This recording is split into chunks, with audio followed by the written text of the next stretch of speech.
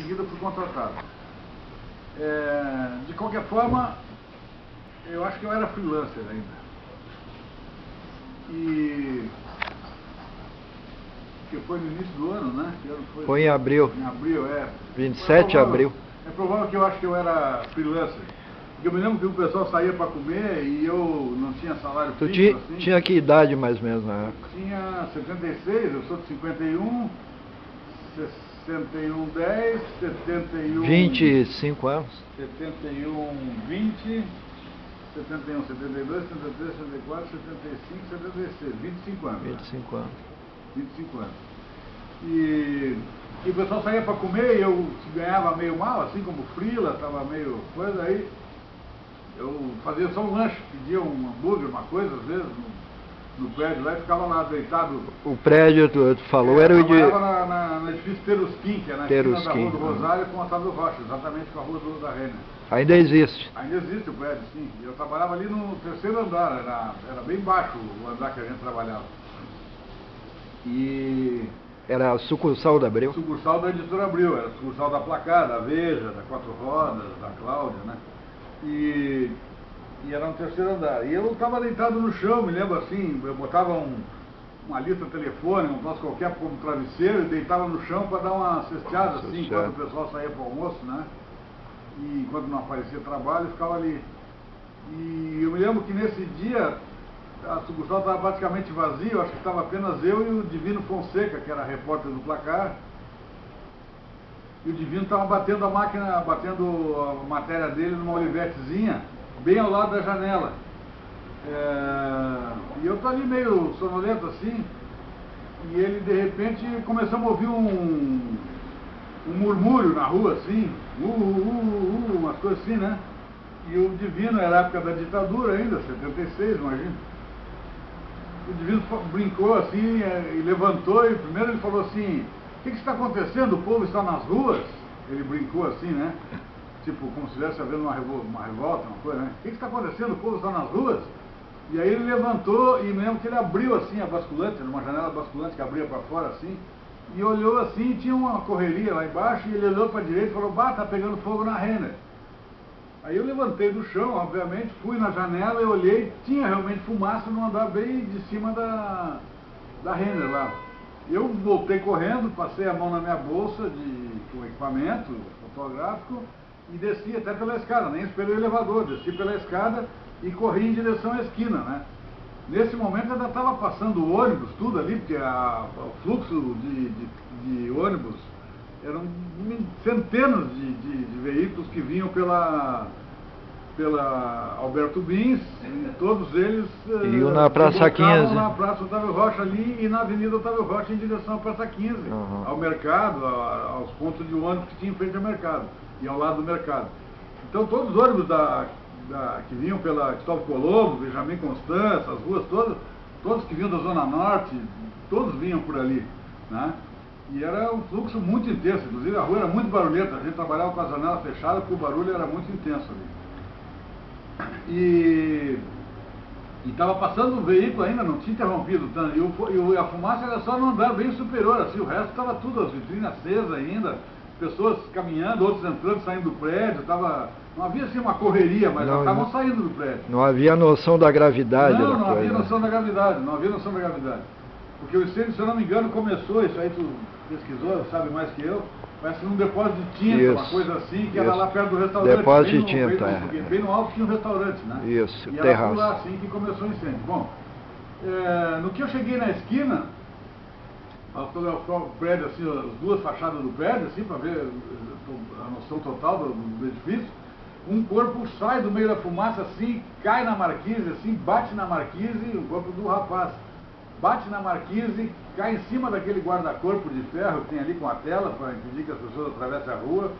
Ele fica com a perna pendurada no guarda-corpo assim, e aí o peso dele vence a resistência do coisa e cai no chão assim. Em seguida corre um brigadeiro para socorrer o cara, e eu fotografei esse corpo sendo conduzido pelos PM, que são as primeiras pessoas que chegaram ali, provavelmente gente que estava fazendo policiamento no centro da cidade ali.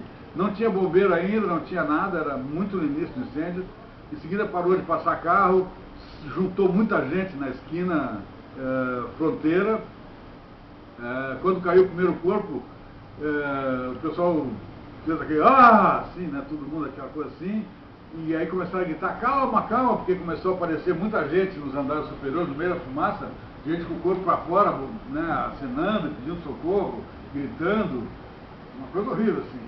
E o pessoal embaixo também gritava loucamente, calma, calma, não pula, não se atira, né? E aí em seguida veio o segundo corpo, assim, também sai do meio da fumaça e puf, cai em cima da Marquise. Depois, muito mais tarde, ficou sabendo que era essa irmã do Everaldo, né? Eu tinha me afastado de novo, porque assim que eu fiz os PM levando o corpo do primeiro rapaz lá, eu me afastei de novo para fotografar as pessoas que estavam pedindo socorro lá em cima, e aí veio aquele corpo cai em cima da Marquise. Eu fotografei o corpo sendo conduzido, não fotografei nenhum dos dois caindo, mas fotografei eles sendo recolhidos, né? E aí apareceram logo em seguida dois, acho até que funcionários da Renner, porque eles vieram por uma janela que tinha uma espécie de um alçapão, né? Porque o prédio, os primeiros andares era protegido por um grande outdoor, onde a Renner fazia a divulgação das campanhas que estavam, né, de moda, de coisa que estavam em cartaz, né? Então tinha um grande outdoor assim. Justamente estavam lançando uma campanha, né? Eu acho que era não sei, isso eu não lembro, assim, mas me lembro que eles usavam sempre ali, mudava aquele outdoor, volta e meia mudava a propaganda que tinha afixada nele ali. E aí ele abriu uma portinha lá, nesse outdoor lá, e saíram dois funcionários lá e vieram por cima da Marquise, acho que um deles até está de macacão até, e aí recolheram esse corpo que caiu em cima da Marquise, que era o corpo de uma mulher, e levam também por cima da Marquise para dentro da loja, lá para socorrer.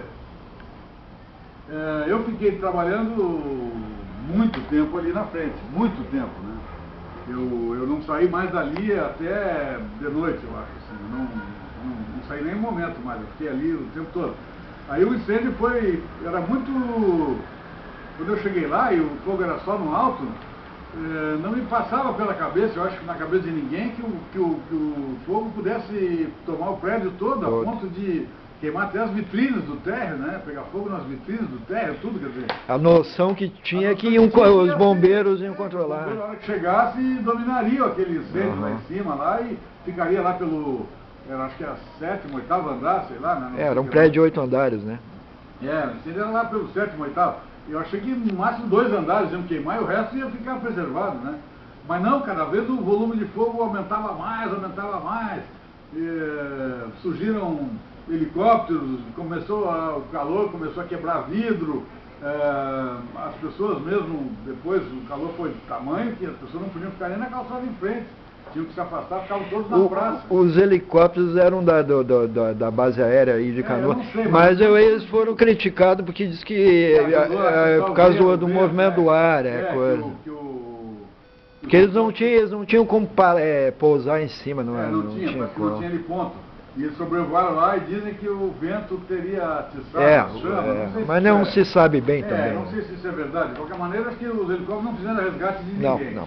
Os bombeiros não demoraram muito, não sei quanto tempo demoraram, mas em seguida eles chegaram. Mas eu me lembro que também as escadas não atingiam os pontos mais altos. Elas iam só até não sei, 4 andares. Faltava 2 andares. Acho que por aí, assim, 5º talvez. E eles começaram a trabalhar duro, os bombeiros, e aí tinha muita mangueira furada, aquela precariedade de sempre que a gente conhece. Mas os bombeiros trabalhando duro, em seguida afastaram mais ainda as pessoas, restringiram o acesso de quem estava vendo praticamente a praça, o Cabo Rocha ali, que ficou tomada de gente, e o prédio continuou queimando, e o fogo foi descendo, e de repente, que nem eu falei, estava já no térreo, as vitrines quebrando, os manequins queimando, e obviamente não tinha ninguém na calçada mais, não dava para chegar nem perto, até na rua o calor era bem intenso, né? Ficamos apenas nós da imprensa e os bombeiros assim, mais próximos, né? E a gente trabalhando ali, a gente vendo as pessoas pedir socorro, é muito duro.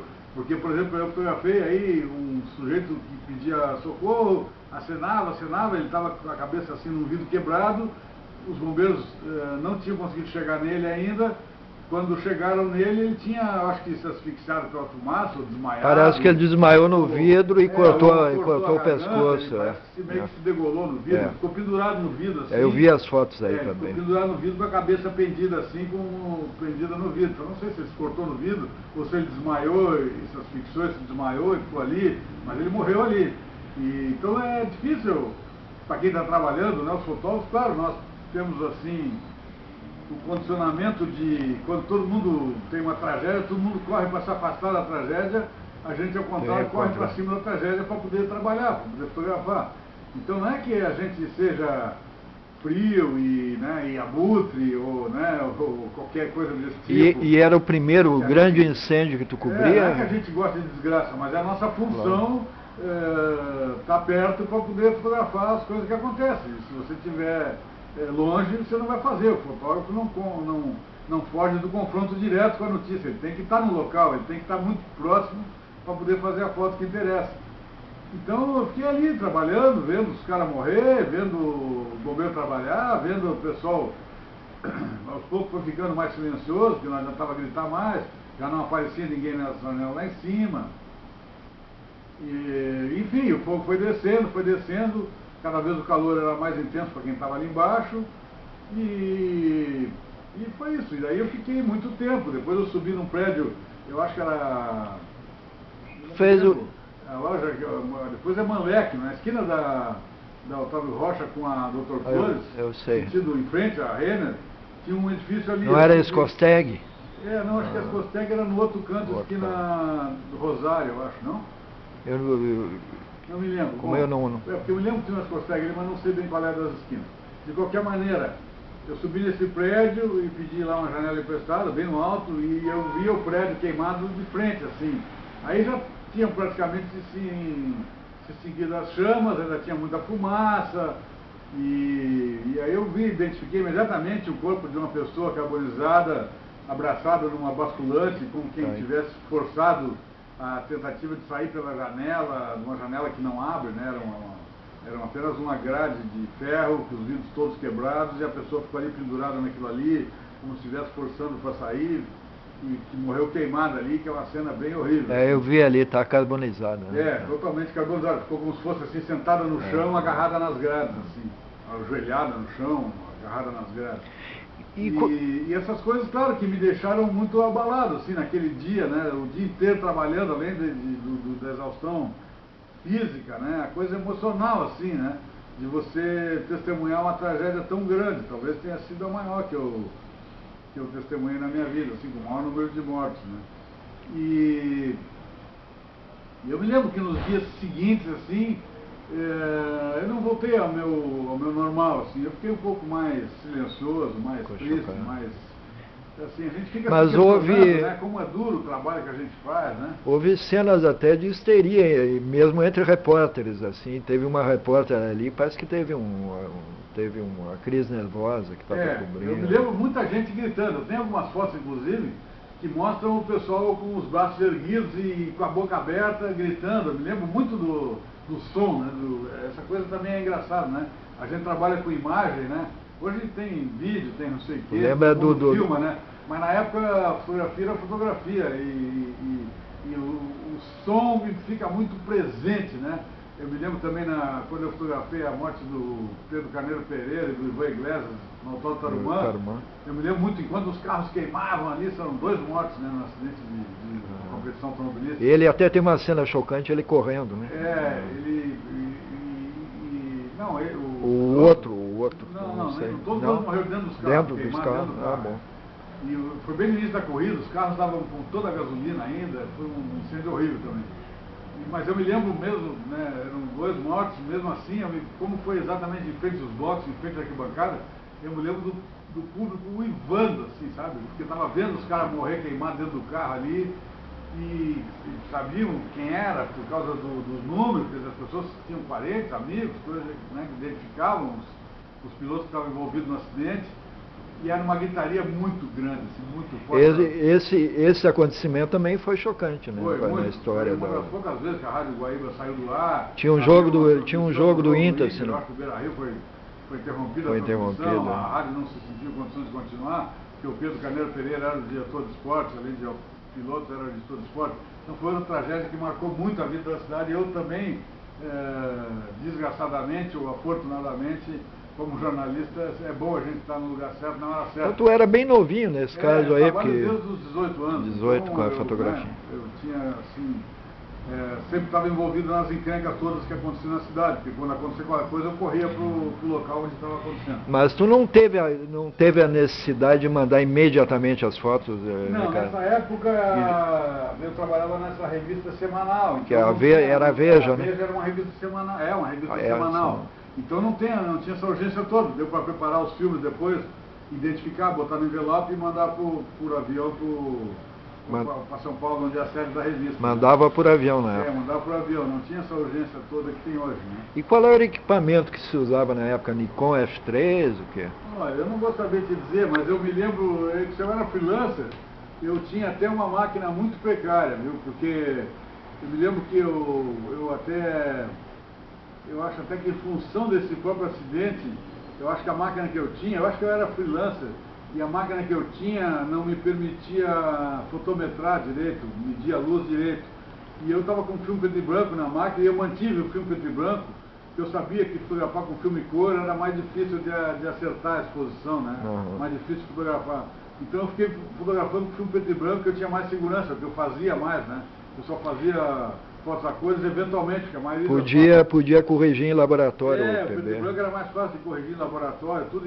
Mas o preto e branco eu tinha mais segurança, e a cor, se você errasse apenas um pouquinho, já comprometia. Falou que no caso da Veja aí foi o Scalco que fotografou em cores. Isso aí, de alguma forma, o incêndio. No aproveitamento do material na revista, eu até me prejudiquei um pouco, porque o Scalco, que era o meu colega total do Placar, já falecido, ele, acho que ele estava vindo para a revista para trabalhar e ouviu no rádio, e assim que ele estacionou, ele já se aproximou lá do incêndio, em seguida a gente se encontrou. E ele, como fotógrafo de revista a cores, o Placar tinha muito mais foto cor do que a Veja na época. Era o auge da Placar, né? Era muito boa a revista, né, na época. E o Scalco era excelente fotógrafo, e ele em seguida já chegou com filme cor na câmera e já fotografou cor. Mas quando ele chegou já estava queimando a parte de baixo praticamente, assim, né? Quando ele chegou já estava queimando a vitrine, tá? E ele fez excelentes fotos, muito dramáticas, dos manequins incendiando, né? Inclusive tinha manequim, eu acho, criança, tinha manequim adulto, tinha... derretendo, né? Tudo derretendo, as roupas queimando, pingando no chão, derretendo o plástico, a coisa. E as fotos dele, inclusive, abriram a matéria. A Veja publicou, eu acho, 3 ou 4 páginas, e a primeira página é exatamente uma página que caía na parte de cor, porque a revista tinha uma parte de cor e uma parte preto e branco. E a primeira parte caía na cor, e quem abriu a matéria foi o Scalco, embora as minhas fotos, digamos, tenham sido feitas antes, né? E essas fotos de corpo sendo resgatadas, por exemplo, a Veja sequer publicou, não deu importância maior, preferiu a dramaticidade das fotos cor dos manequins queimando, né? Tu tá com quantos anos de carreira? Agora eu tenho 40 e poucos, eu comecei em 69, foi o ano que eu cheguei na Zero Hora como aprendiz, digamos, né? Eu fui contratado em 70. Novinho, garotão então, 19, 18. Eu cheguei lá, tinha 18 anos. E eu trabalho há muito tempo, tenho mais de 40 anos de profissão, né? Agora nos últimos anos eu tenho fotografado bem menos, quase nada, porque eu sou editor dessa coluna Almanac Gaúcho, que é uma página de memória aqui no jornal, né? E eu tenho fotografado pouco, mas às vezes ainda fotografo alguma coisa, né? Mas hoje todo mundo é fotógrafo também, já não precisa tanto, não dá tempo de você chegar nas coisas, o pessoal já manda, já filma. O amador já fez e já mandou, então a nossa profissão passou por uma mudança muito brutal, assim, que infelizmente até um certo ponto, para quem é profissional, tornou a nossa profissão um pouco mais desinteressante, porque antes de você chegar no lugar, alguém já manda as fotos, então não dá tempo de você correr em direção às coisas para tentar fazer antes que os outros. Agora os negativos e tudo ficaram com o Abril. Sim, os negativos estão arquivados no departamento de documentação da Abril, que é o DEDOC.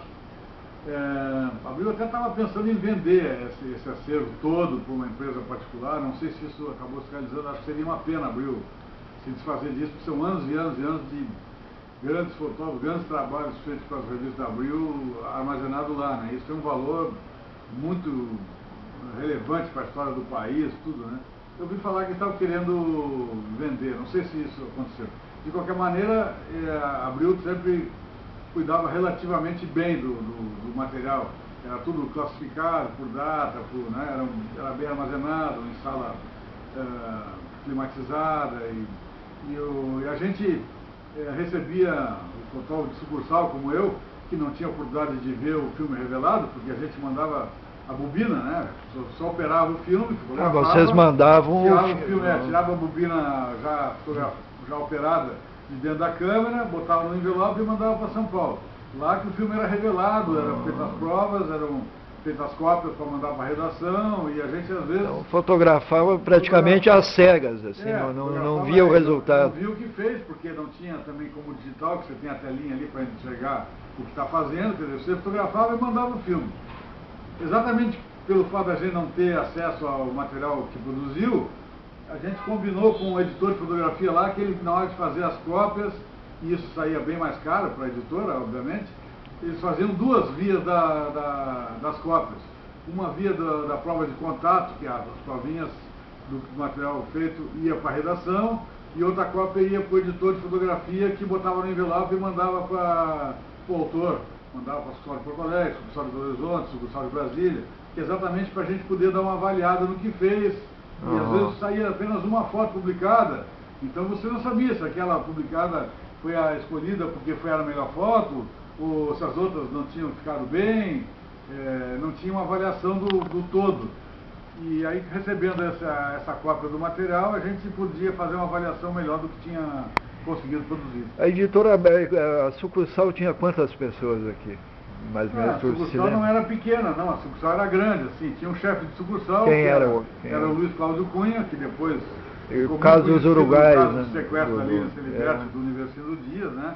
Sequestro do casal de uruguaios. Ele ainda vive? Vive, mora em Brasília, sim, meu parceiro, meu amigo, foi quem me apresentou a minha mulher, inclusive, devo a ele muito na minha carreira. Nós fomos parceiros, fizemos muitas viagens juntos e é um grande cara. O Luiz Cláudio era o chefe da sucursal, ele tinha 2 repórteres contratados, era o Pedro Maciel e a Adélia Porto da Silva. Ela assina algumas matérias, isso, eu vi. E tinha um fotógrafo contratado que era o Leonid Streleev. E como freelancer era eu e o Olívio Lamas, às vezes o Silvio Ferreira. E depois no placar tinha o Divino Fonseca e o fotógrafo era o JB Scal. Então, digamos, a vez eram 3 contratados, 4 contratados, placar eram 2 contratados. Depois tinha mais a Yara Heck, que já faleceu também, trabalhava na Exame. E depois tinha diversos freelancers que orbitavam em torno da sucursal, né? Tinha um motorista contratado também, fixo, tinha uma secretária fixo, então acho assim, fixo deviam ser umas 10 pessoas. Tinha um boy também contratado, fixo, né? Um office boy. Acho que eram umas 10 pessoas contratadas. Mas tinha mais uns 10, 15 que frequentavam quase diariamente ou eventualmente a sucursal, gente que trabalhava para revistas mensais, como Quatro Rodas, como Cláudia, Playboy, esse pessoal que eventualmente fazia alguma coisa para essas revistas, não estava sempre lá, mas de volta e meia aparecia lá. E quem é o pessoal da imprensa da época que se lembra que presenciou esse incêndio da Renner ali, dessa velha guarda aí, pessoal que está por aí? Eu não lembro, para falar a verdade, eu não lembro muito não, assim, quem eram os colegas na época, eu não lembro mesmo. O Streleev, ele chegou, ele estava no... Não, eu acho que o Streleev não estava nesse local. Que ele estivesse viajando, alguma coisa, porque eu não me lembro dele. Eu também não vi foto. Não me lembro de foto dele disso, e como ele trabalhava junto comigo, eu lembraria, eu saberia o material que ele fez. Ele era um excelente fotógrafo, é um excelente fotógrafo, né? Ele está hoje aí, trabalhou, depois ele saiu, se afastou do trabalho da imprensa, mas continua como fotógrafo, fazendo livro e outras coisas aí. Continua atuando até hoje. E eu nunca vi foto dele disso, acho que ele não estava na cidade, se estivesse eu acho que ele iria para lá, estaria lá. Mas eu me lembro de assim, quer dizer, eu e o Scalco, claro, porque nós trabalhamos juntos, assim, e eu acho que eu vi agora essa semana até um jornalzinho aqui do sindicato que faz uma referência, eu acho, a Josefa. Não sei se você conhece a Josefa. Ah, sim, que tava no Correio do Povo, não é? Agora, trabalhou lá, Aqui diz alguma coisa, eu acho, no jornal, e ela depois foi até chefe de reportagem. Eu acho que eu vi qualquer coisa aqui que fala que ela trabalhou no incêndio da Renner. Tu aqui, teve... Tristes e memoráveis episódios. O incêndio do Lázaro Renner, em 76, foi um capítulo à parte. Ela e a colega Ema Belmonte, que ainda está no Correio do Povo, fizeram a cobertura da tragédia durante 5 dias. Então a Josefa é uma pessoa que você pode procurar. Pode levar esse jornal. Tá. Agora, tiveram dificuldade com polícia na época, assim, já que era uma época de ditadura, o tratamento policial foi duro ou não? Porque há algumas referências... Não ter sido reprimido. Claro que no início foi uma confusão tremenda, não tinha nem condições de barrar ninguém, porque nem cordão de isolamento não tinha, era uma correria em volta do prédio ali, na calçada e tudo. Mas que nem eu te falei, não houve assim, por exemplo, eu teria fotografado, se tivesse assim, correria saindo da loja, todo mundo apressado. Não, as pessoas foram saindo. Não teve assim Não teve uma explosão de uma manada. Pânico, entendeu? A impressão que tu tinha é que o troço estava restrito àqueles andares lá, e o resto foi esvaziando, quem foi se afastando e tal, né? Mas ninguém tinha ideia da dimensão que o incêndio ia tomar, né? E depois, já que tu trabalhava ali perto, depois que aconteceu o incêndio, o rescaldo, tudo isso, aquele também foi um momento marcante, foi um momento bravo, assim, porque primeiro que o cheiro de rescaldo, né, de coisa molhada, de carvão molhado, esse troço fica no ar durante muito tempo, né? E a gente conviveu ali com aquele triste cenário ali, tudo queimado, tudo, né, derretido, tudo carbonizado, tudo enegrecido pela chama, né? Durante bastante tempo, até que o prédio foi implodido, um mês depois, mais ou menos, né? Não durou muito, o prédio foi implodido, né? Porque havia necessidade eu acho, não sei, estou especulando, né? Mas acho que havia sim uma necessidade de acabar logo com aquele cenário de... Tanto que houve muita crítica aí, porque depois, no final ainda encontraram pedaços de corpos e coisas. Morreram mais de 40 pessoas. Tem os desaparecidos daí isso. Né? Porque os desaparecidos que nunca mais apareceram, então...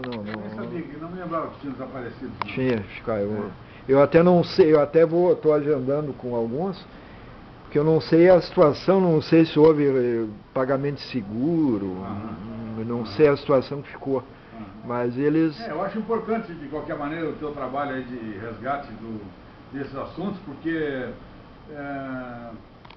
na verdade, essas coisas todas deviam ensinar a gente a prevenção, né? E a gente parece que teima em não aprender, né? Caiu o incêndio da Kiss, da boate, para não me deixar mentir, né? Quer dizer, se o prédio da Renner, claro que é um prédio de concepção arquitetônica muito antigo, né? Tivesse saídas de incêndio, tivesse escape, né? Provavelmente o número de mortes seria irrelevante ou apesar que expressivo. Irrelevante nunca é, né? Mas seria menos expressivo, né? Então, o que a gente devia aprender, a gente parece que teima em não aprender. Até por já ter viajado bastante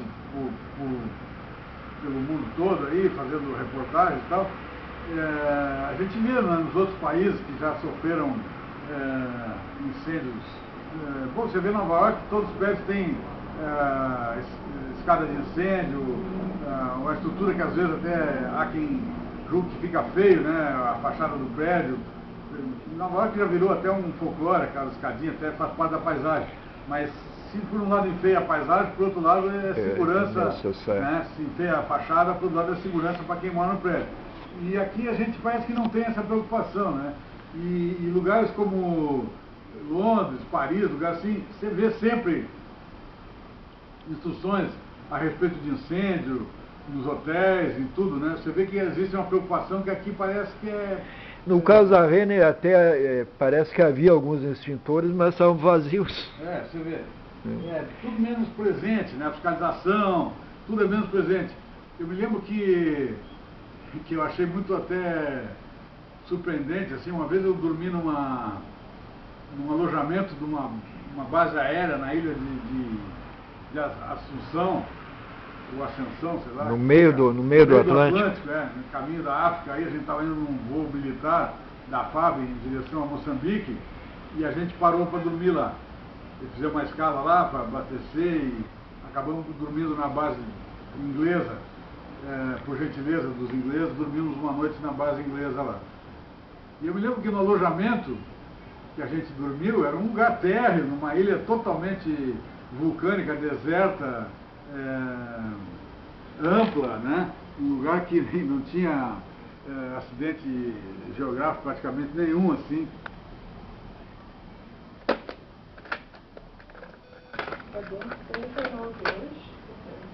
Aí. Então, me lembro que na porta do quarto que a gente dormiu, tinha um papel enorme, assim, com instruções caso o alojamento pegasse fogo, né? Na verdade, eu achei aquilo...